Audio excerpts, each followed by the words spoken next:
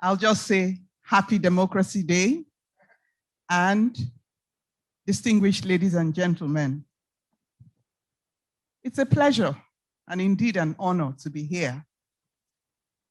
And it's been a learning process because we have all learned so much from our keynote speakers. Let me particularly acknowledge my keynote speaker. I'm supposed to be commenting on his paper, Right Reverend Professor Dame Aleruchi. This morning, I had the privilege of reading your paper, and I went up to you and I said, Professor, you have covered the field. I want to thank you for an inspirational paper. Before I got your paper, my thoughts were, what message do I want to drive?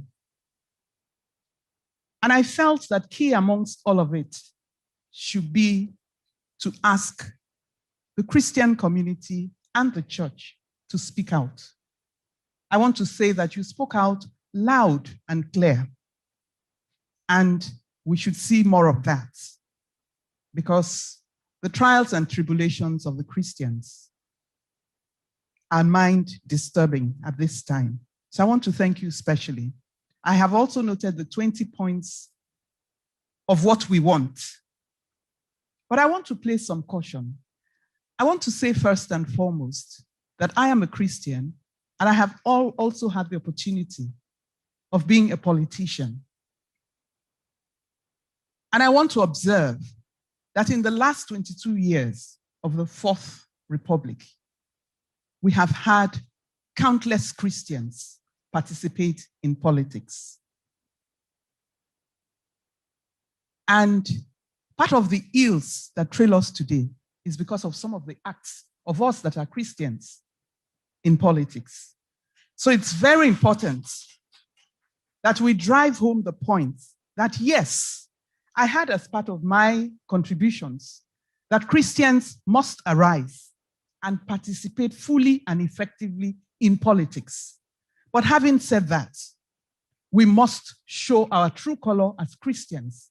We must show ourselves as the light and the salt of the earth. We must not pay lip service to the fact that we're Christians. Otherwise, we would go nowhere. Our nation is at this moment in a very sorry state. And we really need to be solemn and ask ourselves a few questions. This is not a time for us to play politics. It's not a time for the major political players to take anything as politics, particularly the insecurity. I'm alarmed. I haven't had the opportunity of getting security reports to know the extent to which we are all at risk. And I want to say that let us solemnly ask ourselves, what are our roles as individuals? I know that your paper dealt considerably on the public sector and the actors in the public sector and the politicians. But let me go to my brother George and say that the private sector has greatly impacted our nation. A lot of us in this room may not be in the public sector, we're in the private sector. So we want to ask ourselves, what is our role? What have we played? What role have we played in ensuring that we have a nation that we can all be proud of? It is important that we ask ourselves those key questions, because that is really the reason, the way we can get the kind of patriotism, the kind of enthusiasm, the kind of pride that we're looking for as a nation. We cannot hide under the cover of saying that we blame the president, we blame the governors, we blame the legislators. Let us also blame ourselves, because each and every one of us in our various small cells and fields of endeavor, even as a cleaner in this place, you are adding value. You are adding value to society. So my call is that it's a wake-up call for all of us. Whether you're in politics, please join politics. I strongly believe that everybody should be concerned, because we can all see now that if you look back, we are all suffering the effects of not paying attention to what our leaders are doing. We need to ask for transparency. We need to ask for accountability. No leader is doing us a favor. I also want to say that there is no leader that is greater than Nigeria or our democracy. So no matter how embittered we are with any leader, I agree that it should be 5 years and then they go, everybody. But within those 5 years, we cannot truncate democracy because we do not like some particular people. So we must make sure that at the end of the day, our nation remains one. I agree, like I said, that Christians should join. But most importantly, we should not overlook our youth. They are the ones that are really the future of this nation. There is a disconnect. I hear the president oftentimes say that there is a disconnect between society and the youth at this time, because they are all really in a quandary. They don't know where they fit in. So my appeal is that quite apart from Christians coming out, we also need our youth to participate fully and effectively. We all saw the effect of NSAS, and we saw what is possible.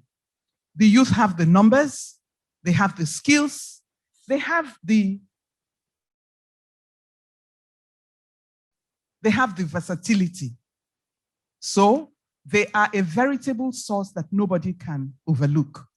Let us get our youths involved. It's all well and good to say everybody should join politics. It's a long and arduous process. Before the last elections, we tried to see the third force come into effect, and it was a difficult process. So as Christians are called to come out, let us know that it is a long haul, but it is something that is doable, because we really need people of God to be in place of service.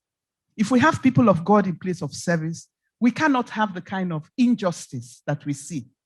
We cannot have the kind of lack of sensibility to our neighbors.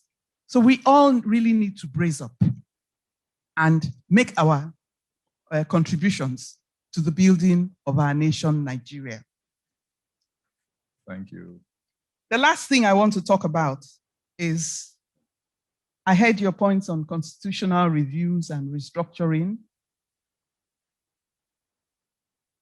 I was Attorney General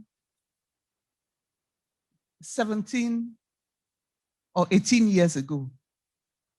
As Attorney General, we submitted all kinds of documents for the review of the Constitution, for restructuring, and for all of that. Nearly 20 years later, we're still talking about it. Let us not be fooled or hoodwinked by the politicians. Whatever kind of documents we have, we can still excel as a nation. Yes, there is a need to tinker, but we need to be more attentive. Even the reviews that are currently going on, everybody is kind of shut out. It's really circulating among the politicians. And the same reviews we're having now, if we're not careful, we will have it again in the next 5 years. Yeah. So there is a need for us to know that it is really not the documents that we are using that is the problem. It is the intent to be fair and to do good and to even abide and obey. My brother George was saying that Jusun is on strike because we're not obeying the provisions of the Constitution. So even the one we have, we're not obeying. So let's not fool ourselves and get carried away with all those technicalities that they put around us. Let us have our eyes to the ground and ask that the right things be done so that our children, when I was looking at 1993, I remember that my son was born in 1993. He's 28 years old. If the kind of devotion we give to our children, our families, we give it to our nation will be a better place. I thank you very much. Thank you. Thank you. Thank you for your words of inspiration. I believe that I want to add to your 20 requests of what we want.